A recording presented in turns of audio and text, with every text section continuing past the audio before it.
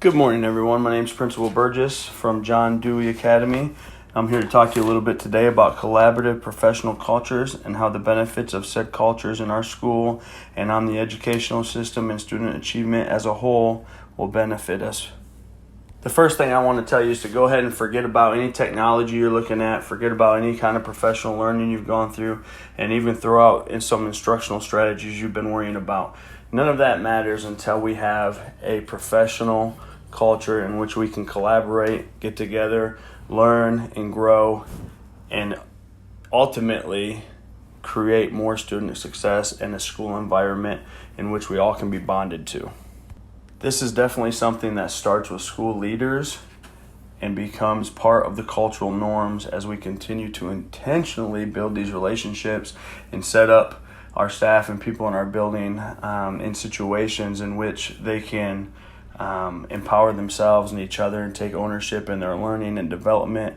And ultimately, all of those things will benefit the culture, the climate, and educational outcomes.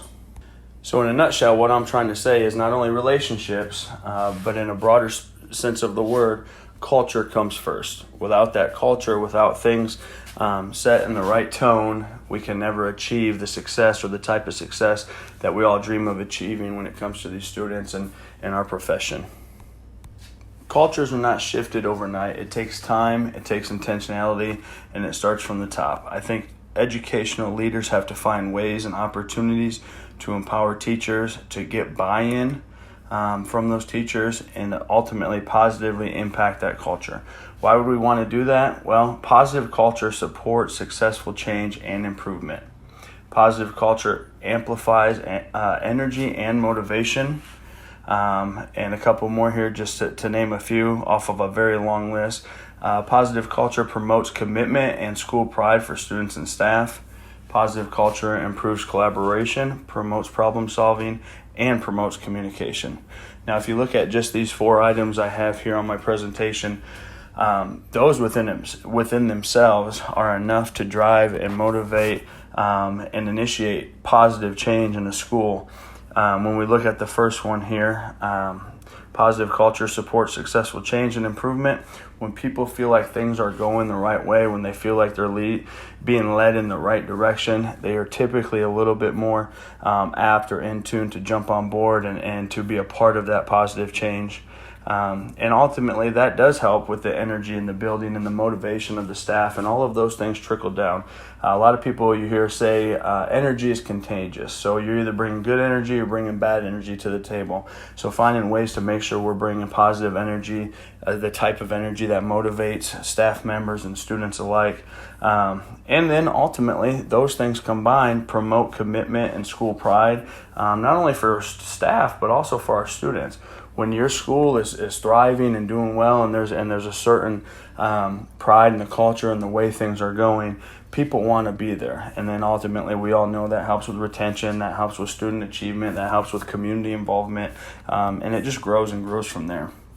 Some of the things that we really need to focus on, behind the scenes are improving collaboration within our staff and in our building and even in our school district. And by doing so, we're able to better solve the problems that we face as a school, as a community, and as a district. And the word communication there, I want you to think about how important that is. The importance of not only what you're saying, but how you're saying it and how it's coming across. Is it clearly put together? Is it well organized?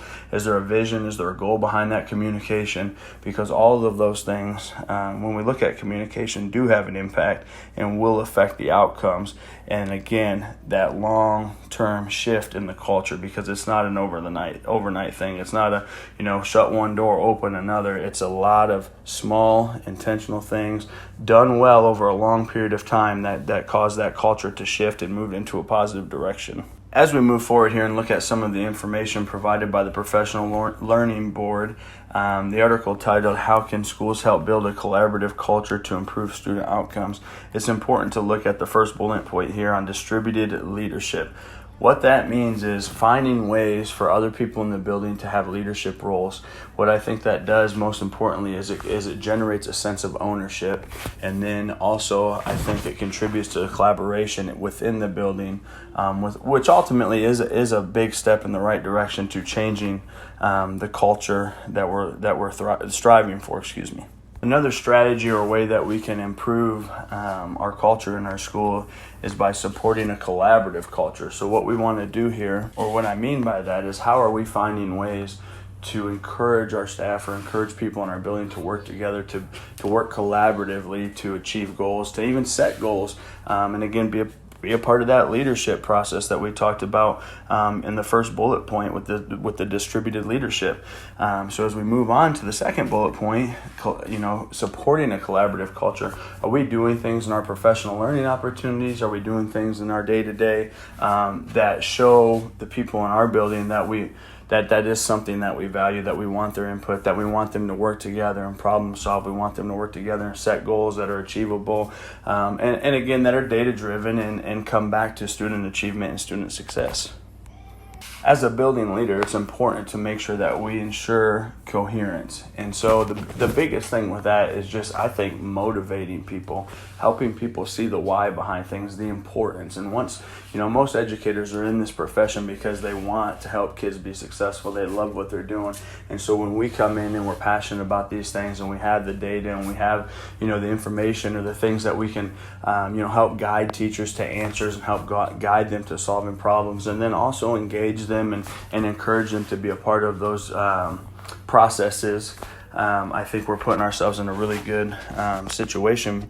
And ultimately we are, by motivating them, we are, I think, in a way, making sure that we are staying on task and we're moving forward and we're making progress and we're doing all the things we need to do to be successful there. And lastly here, I think it's important to have an understanding of what the building school capacity is. When we talk about things like infrastructure, we talk about things like finances and personnel and different scheduling, all the kind of the behind the scene things that go into play that we have to be responsible for, and to make sure, are functioning on a cohesive level and not running into problems with that, because I think when you do, what you end up having within your building is an unintentional, not necessarily turmoil, but it does look unorganized, it does look unprepared, and it doesn't look like things are running smoothly behind the scenes. So it's important as a building leader to make sure that those things are also taken care of, and that you understand the building or the administration's capacity to address whatever student needs might arise, and really to be preventative in those things, and to try to see those things ahead of time before they become even an issue. I think that's one of the most important, aspects of a school leader, and ultimately has a trickle-down effect into culture and the promotion of collaboration and all of the other things that we're talking about here today. One of the resources I was actually fortunate enough to review here kind of identified several levels, if you will, of identifying or stages of collaboration, and I'm just going to go through each one of those briefly with you here. The first level, and kind of the basic or the lowest level, if you will, is the toxic level. And in this level, there's a lot of teachers that are focusing on the negative aspects or operations of the school. They typically don't have a lot to say to their coworkers. It's just a very negative, kind of nasty environment where there's a lot of complaining and again, just negative comments and things going on behind the scenes. As we go up from there, the next level here would be the fragmented stage or level, if you will. And again, in this situation or in this level, teachers typically kind of do their own thing. It's not that they're doing a bad job in the classroom, but there's not a lot of collaboration. There's not a lot of emphasis on personal or professional growth. And it's just, I'm in my own world. I'm going to do my job. When the day's over, I'm leaving. And we don't get really the big outcomes we want when we talk about collaboration and how that contributes to student success. The third level here is the balkanized. In this level, there is some collaboration, but typically it's a little more cliquey. So what you'll get is, people that tend to have the same opinions or belief structures, they'll tend to kind of group together, and rather than venture outside of that comfort zone and collaborate or discuss or even problem solve with other staff members, they do tend to stay in their own little bubble here. Moving on, we have the contrived collegial level or aspect of collaboration.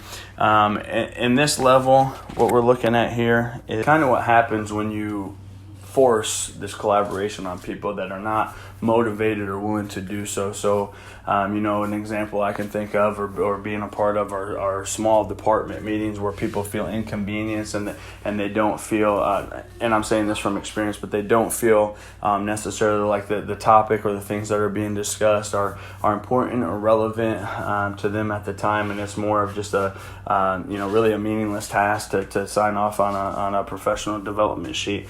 So again, I think that goes back to some of the stuff we talked about, combating that by, again, motivating staff, being passionate about what we're doing, and explaining, the why behind all of those things. Moving forward, we look at the comfortable collaboration aspect of this.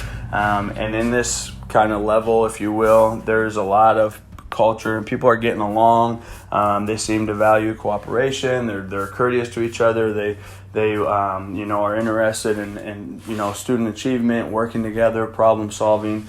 But they're not quite comfortable enough to really, voice their opinion in disagreement or to have a varying opinion from kind of the norm or the main group.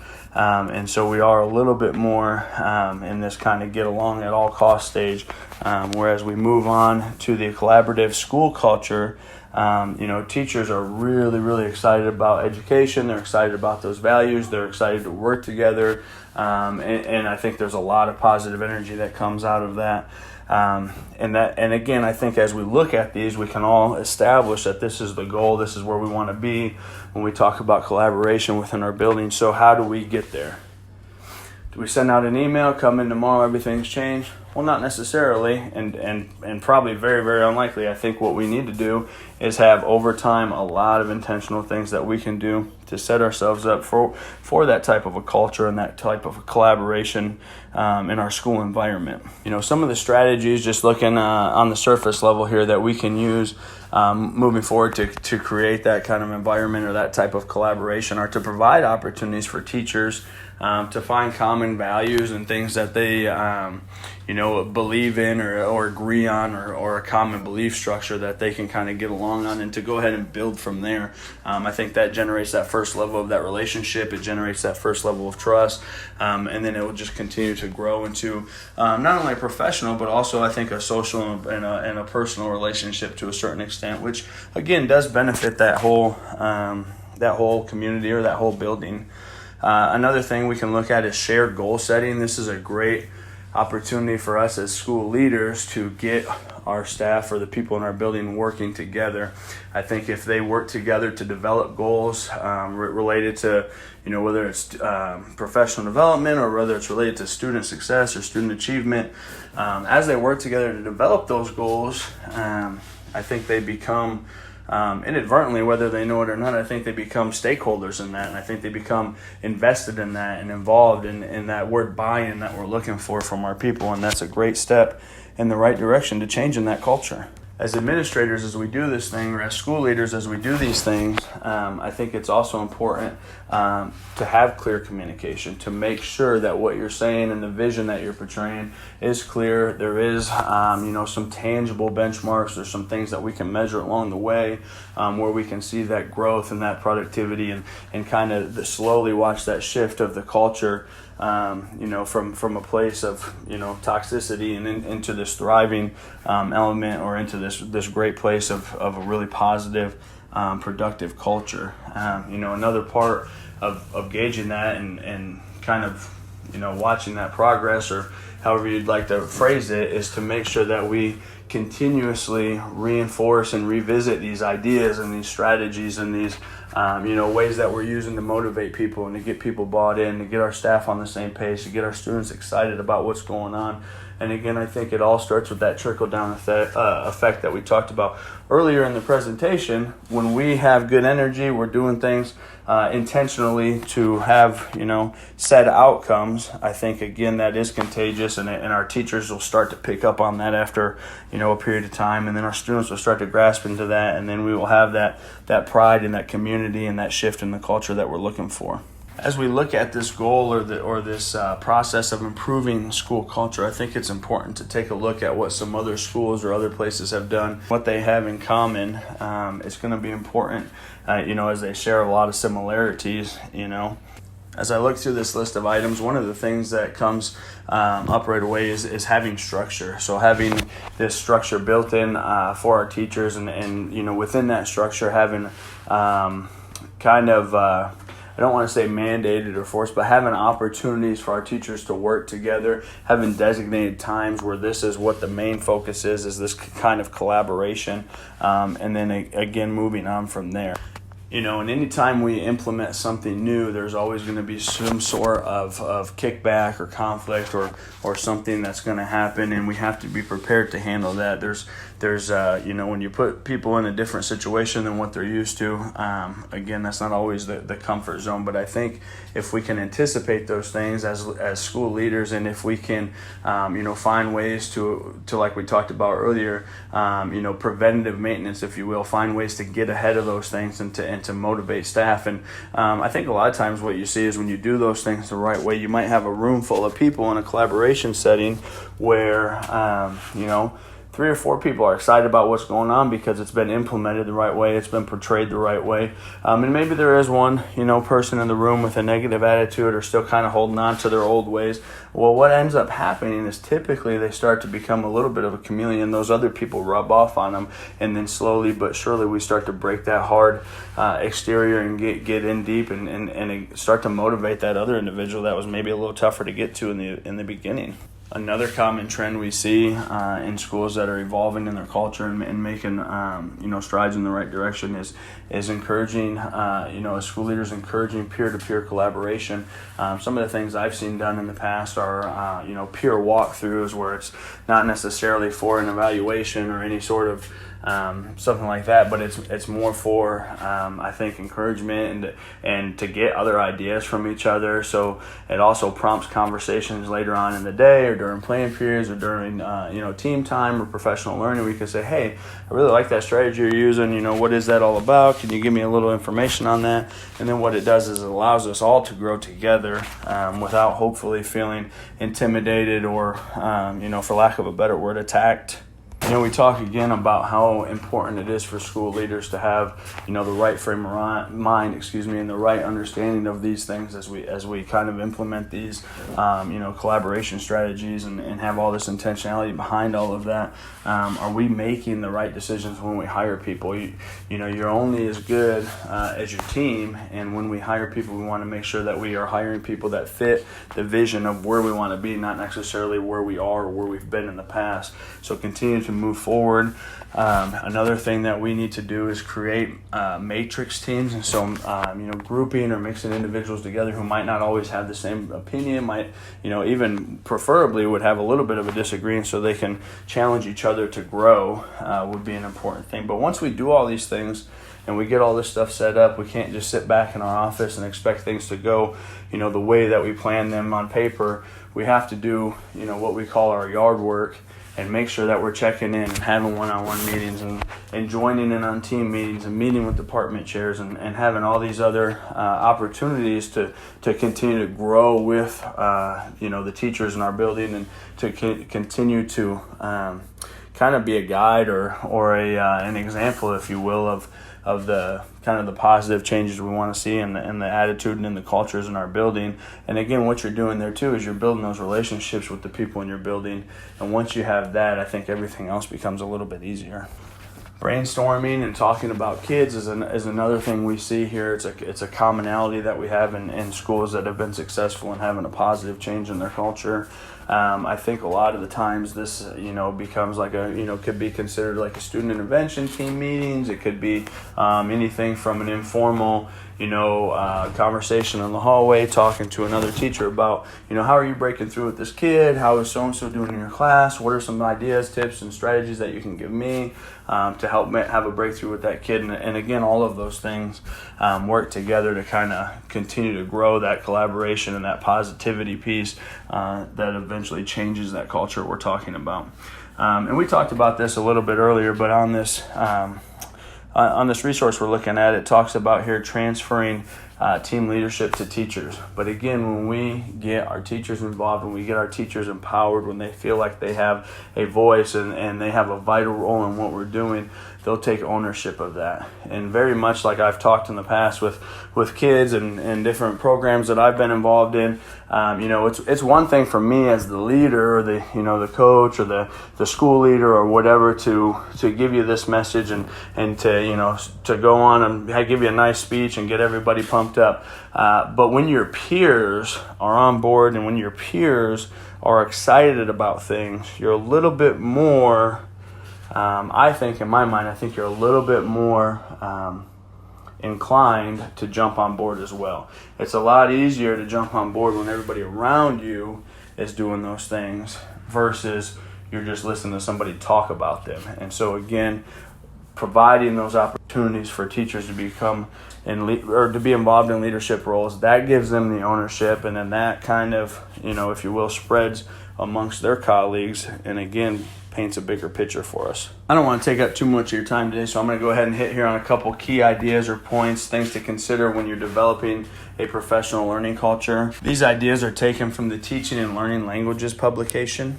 As we look at these ideas, we need to continue to think about how we can generate these things, how we can promote these things, and how we can lead our schools in the successful growth in regards to each one of these elements. The first one here, having an involvement in a professional learning culture, is a commitment to develop professionally and personally. Go on to see phrases like developing a deep and ongoing awareness of the practices and processes of teaching and learning. Understanding the diverse context of learning in that culture as it relates to teachers, students, and even the community are also important elements of this. Professional learning happens in very different and raw ways, and it's important to be open-minded and accepting of all of those. Probably my personal favorite of these ideas is the last one here, and that's professional learning. A professional learning culture is based on dialogue with others, including students, peers, mentors, and professional networks. So again, I think that goes back to that thing we talked about earlier, that communication and being open to all these different avenues, and kind of to the tune that it does take in a way a village to raise a child, or the everybody in the school that acts as a different member of the village, from the cafeteria workers to the support staff, to the people the teachers in the classroom and the administration, the people in the community that are involved in our education processes, and then ultimately even the parents. I think they play as big a role as anybody in finding ways to dialogue and keep all of those people engaged and interested and in support of the successes of the school, the students, and generally the community as a whole. Before I let you all go, I just want to touch real briefly on the last piece of information I have for you, and that's just talking briefly about what the impact that school reform has on a collaborative school culture. And there's some important elements to that, and I think the first one being the development of a collaborative culture is a main driving point in education reform, and is seen as one of the vital pieces in increasing student achievement, community involvement, and overall the transformation and continued growth and success of the education system here in the United States. The second thing I wanted to look at here was the statement or the aspect that a high quality professional development to improve teacher practices has been a major emphasis when we talk about education reform. And I think we've all seen that as teachers and school leaders, that the continued kind of push and those things, sometimes maybe ill-placed, but it has been a major part of that. And you can see in the districts or the schools where it has been utilized and implemented well, there has been a growth and a positive change in the right direction as far as those things are concerned. The last element I'm just going to again hit on real quick is just the part in this school reform where they really have, this is kind of a three-pronged focus, but the third thing here being strong leadership and school improvement practices by school leaders. And so to me what that means is that school leaders are involved and they're kind of the guiding force, if you will. They're the people behind the scenes, pushing everything forward. So, not doing our due diligence as school leaders and not finding ways to implement and lay out things that we're doing to try to improve our culture and our collaborative efforts within our building. It's important for us all to make sure that we again are doing our due diligence, that the things that we have set up are communicated well, they're outlaid well, and that we're prepared with what we're doing. We can't just fly by the seat of our pants and expect these things to go over well and to be implemented without flaws if we're not prepared to do our homework, so to speak. Again, I've taken up enough of your time today. I hope you enjoyed the information we've gathered, and if you have any questions, please feel free to reach out and let me know.